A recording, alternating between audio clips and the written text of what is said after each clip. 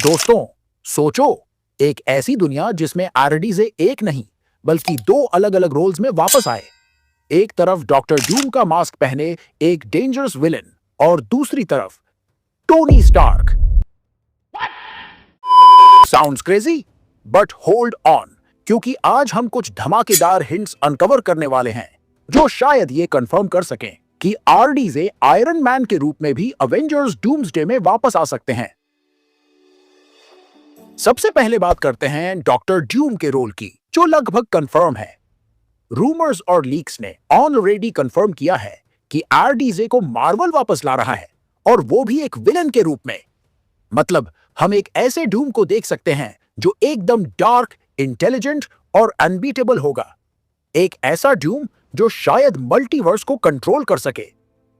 लेकिन अब असली सवाल यह है, क्या आरडीजे सिर्फ डूम का रोल ही प्ले करने वाले हैं, या एक और बड़ा धमाका होने वाला है? क्या टोनी स्टार्क भी किसी तरह वापस आ सकता है? एक सेकंड, अगर आप ध्यान से देखें तो कुछ छोटी छोटी हिंट्स ऑलरेडी दिए जा चुके हैं जो शायद इस पॉसिबिलिटी को कंफर्म करते हैं। हिंट नंबर 1, रूसो ब्रदर्स का स्टेटमेंट। रूसो ब्रदर्स, जो डूम्सडे डायरेक्ट कर रहे हैं, उन्होंने एक इंटरव्यू में कहा, टोनी स्टार्क की डेथ और आरडीजे का डूम बनना स्टोरी का हिस्सा है।